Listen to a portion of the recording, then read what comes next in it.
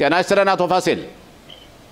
ጤና ይስጥልኝ አቶ ሰለሞ። በእውነት በመግቢያ ላይ ሆናችሁ የተከፈከውን 1200 ኢትዮጵያ የቀሩትን በማስመልከት ጸጋ ክነሰት አባል ያደረገችው ውይይት በጣም ጠቃሚ ነው። እነዚህ ወገኖቻችን እስካሁን ድረስ ተበድለዋል።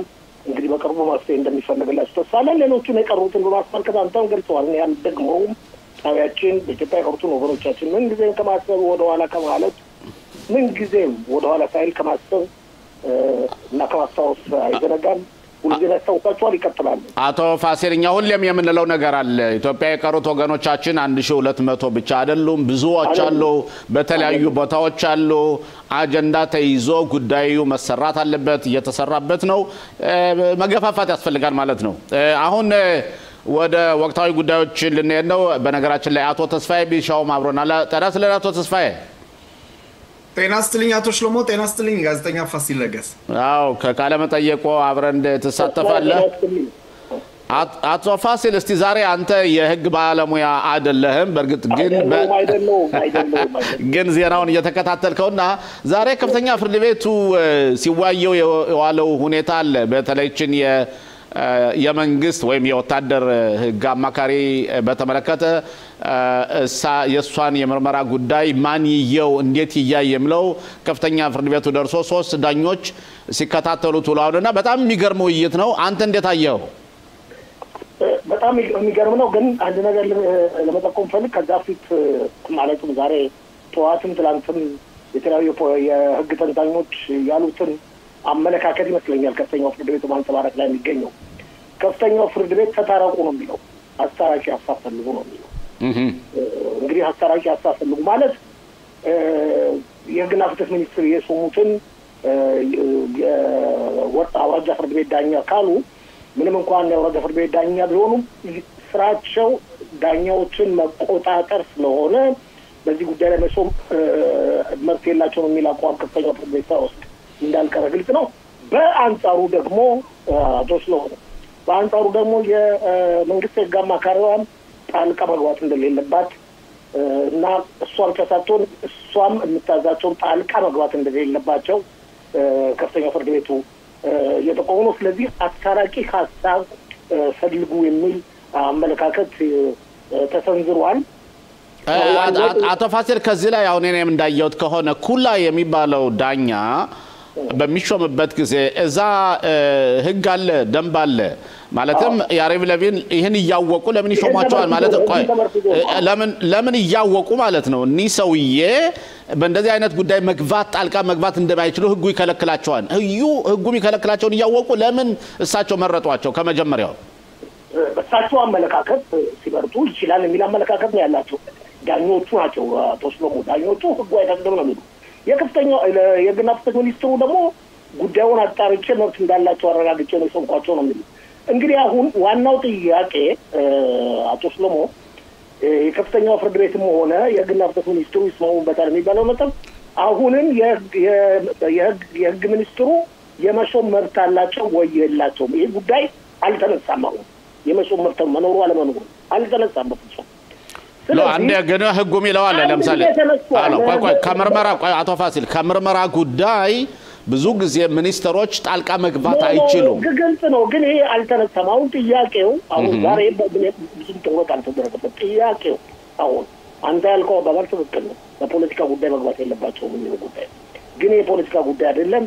ከዚህ በተጨማሪም ወታደሮቻችን የሚመለከት ጉዳይ ነው በሚል አቋም ነው የጸኑ። ስለዚህ አሁን ጥያቄው የህግና ፍትህ ሚኒስትሩ ሌላ ሰው መሾም ይችላሉ አይችሉም የሚለው ጉዳይ ነው በአስታራቂ ሀሳቦች ላይ የሚመጣው።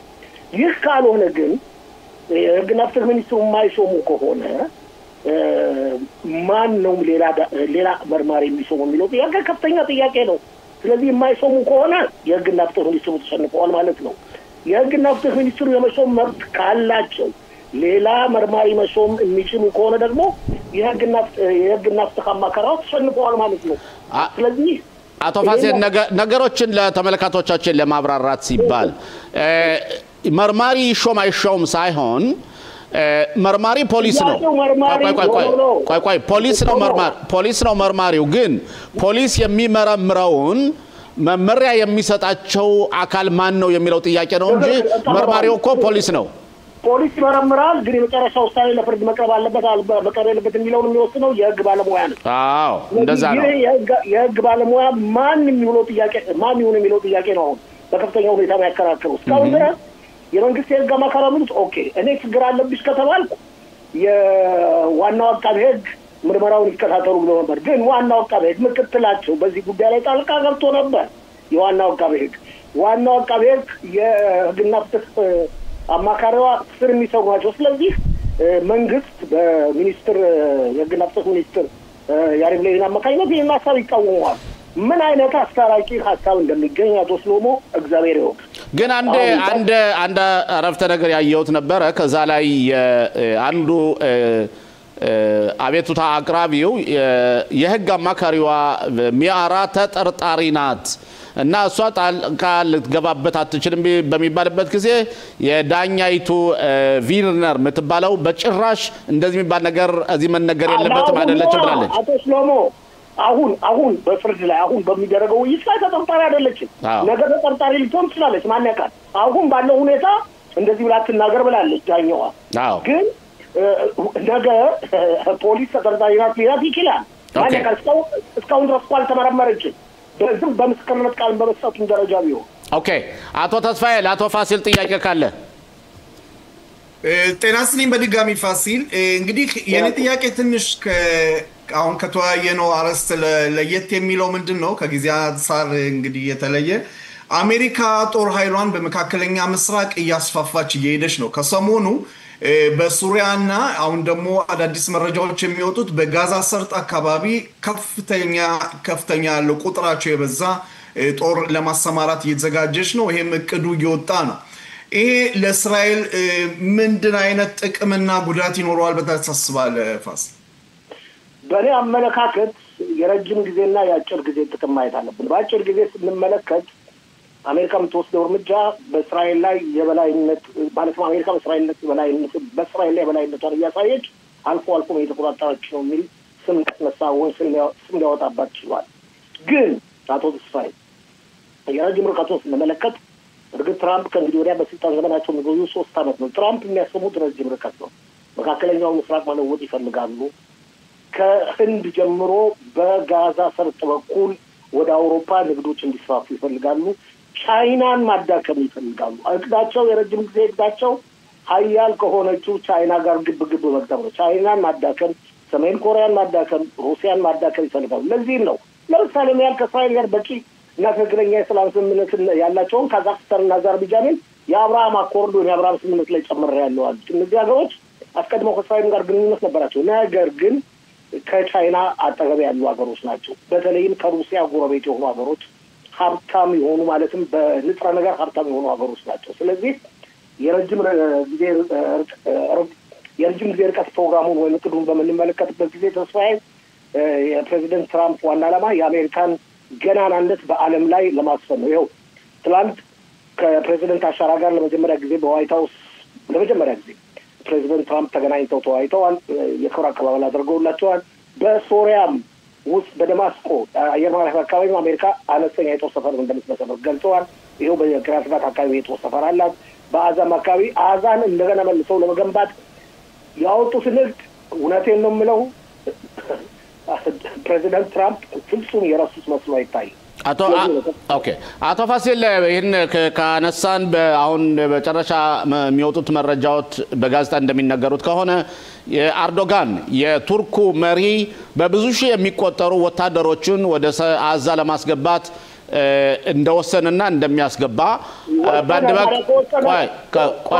ቆይ የእስራኤል ሀገር መንግስት ደግሞ ወይ ፍንክች ነው ማለትም የቱርክ ወታደር አንድም እግሩን እዛች የሚያስገባ የለም ነው ስለዚህ መጨረሻው ምን ሊሆን ነው ይሄ አንዱ ጥያቄ ነው ይሄ አንዱ ጥያቄ ነው አቶ ፋሲል ምን ትላለህ በዚህ ላይ ሁለተኛው ጥያቄ ከጊዜ ጣር አንድ ላይ እንድትመልስልን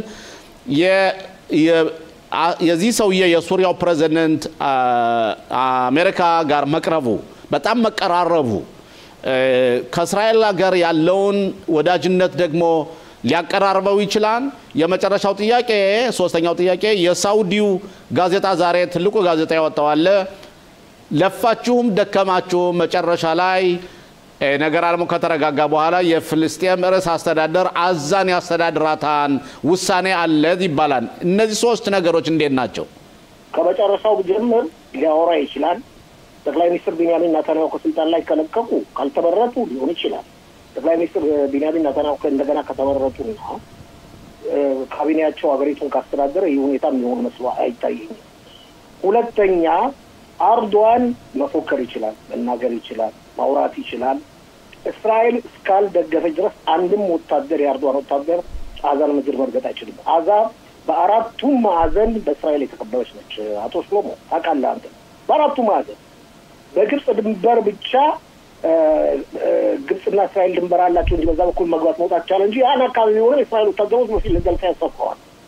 በባህርም እስራኤል ነች 50% ይዛለች። በየት በኩል ነው አርዶዋን ወታደር አስገብቶ የሚያሰፍረው? ስለዚህ ከላይ ሆኖ ዝም ብሎ ለማሟሟቅ ይለፈልፋል እንጂ አርዶዋን ሀሳቡ ይሳካለት መስሎ አይታይም። በአጠቃላይ ሁኔታም ይህን ይመስላል ብዬ ነው የምገምተው።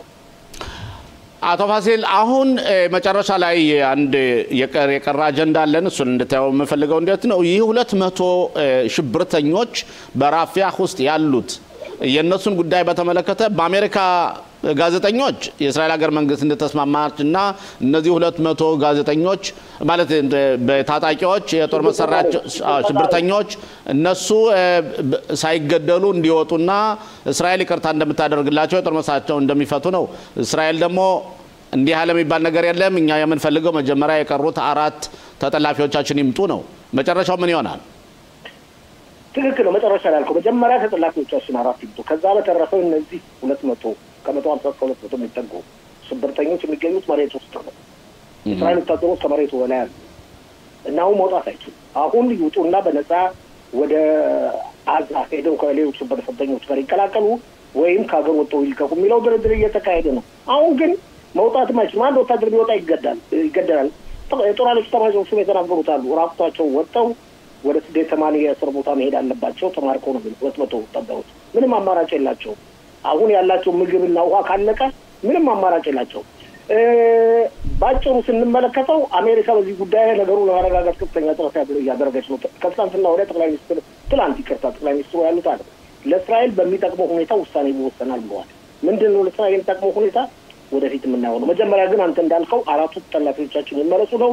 አዳር ጎልድን ትላንት ተመልሶ ዛሬ ቀብሩ ስነ ስርዓት ተፈጽሟል። በክብር በከፍተኛ ክብር ከ11 ዓመት በኋላ እንግዲህ 4ቱን ተጠላፊዎች ደግሞ እየጠበቅን ነው። ሌላ ሁኔታ ተነጋግራችሁ ሊሆንበት ይችላል እንጂ ሰሞኑ በሰፊው እንነጋገርበታለን። ጊዜ የላችሁም። የሞት ፍርድ በማስመልከት የቤንግቪር ፓርቲ የመራው እቅድ በትላንትናው ዕለት በአንደኛ ዙር የድምፅ መስጠት ስለስላል ተደርጓል። ይህም በሰፊው ወደፊት እንነጋገራለን። ኦኬ ጋዜጠኛ ፋሲል ለገሰ በጣም እናመሰግናለን። አብረህን ስለቆየህ በእርግጠኝነት ነገም ከነገ ወዲያም እንደገና መልሰን እናገኛለን። አቶ ተስፋዬም አመሰግናለሁ። አብረህ ትቆያለህ አቶ ተስፋዬ።